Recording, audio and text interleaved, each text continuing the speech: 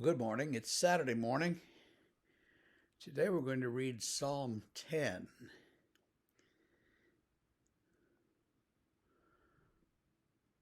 Why, O Lord, do you stand far away?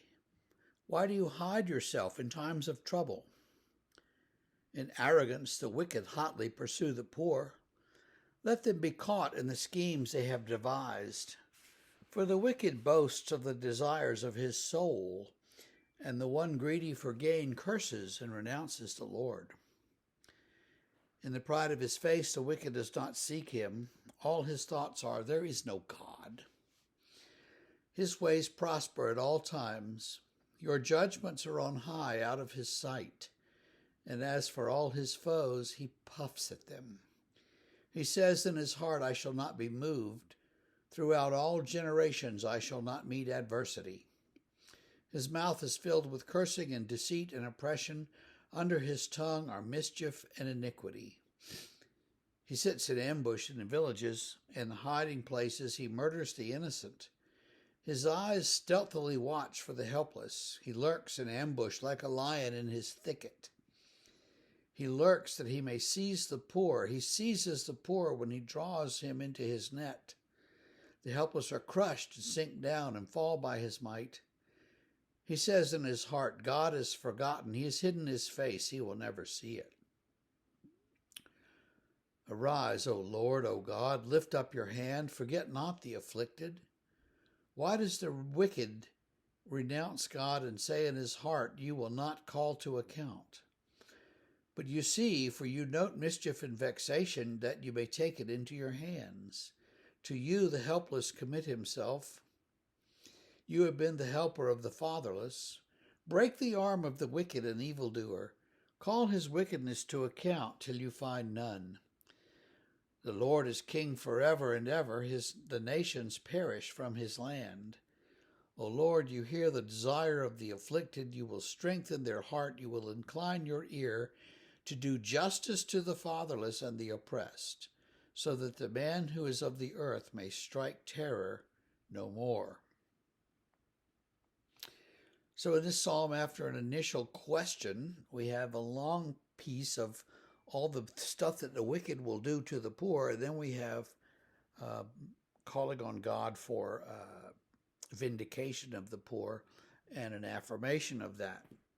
That begins with the question, though, why do you stand far away? Why do you hide yourself in times of trouble? I think it was Habakkuk who said, how long, O Lord, do we have to put up with this? When will you come and set things right? And God says, just be patient, I'm coming. I'll get there. I'll do it, but you just have to wait and be faithful. And Habakkuk doesn't really think that's a great answer. Of course, he ends with a wonderful prayer of faith, but in the meantime, he's kind of like, well, all right. He's not quite sure this is what he really wants. The psalmist is kind of the same way. The wicked are doing all these things and setting up snares and traps and grabbing the poor and oppressing them and taking their money and making them work and doing all these bad things.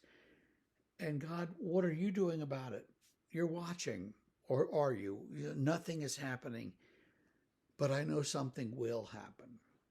And I guess that's the message, that however long we expect to wait, we have to wait. We believe that eventually, and one day, in one great day, God will set things right and the poor will be vindicated. In other words, the poor will have plenty. The rich, maybe not so much, but things will even out and things will get better. And that's not going to happen through any political process on either side. That's not going to happen through any, wonderful economic genius idea that we have about our taxes or our, somethings. It's going to be the inbreaking of God into history in a catastrophic sort of way, a climactic way that changes everything.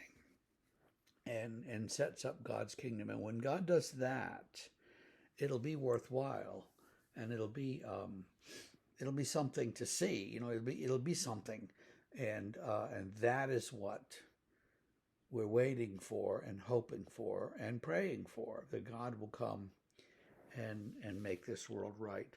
Um, and God keeps saying He's going to do that. And in Jesus Christ, He did that, uh, but it's sort of still delayed. The already but not yet kind of um, thing that we live in the midst of. So He's already come.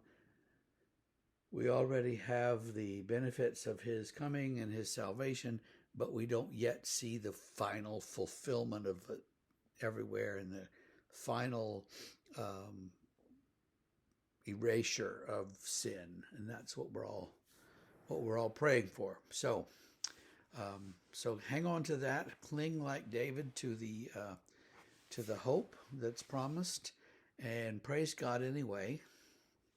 And you have a great day. We'll see you Monday morning.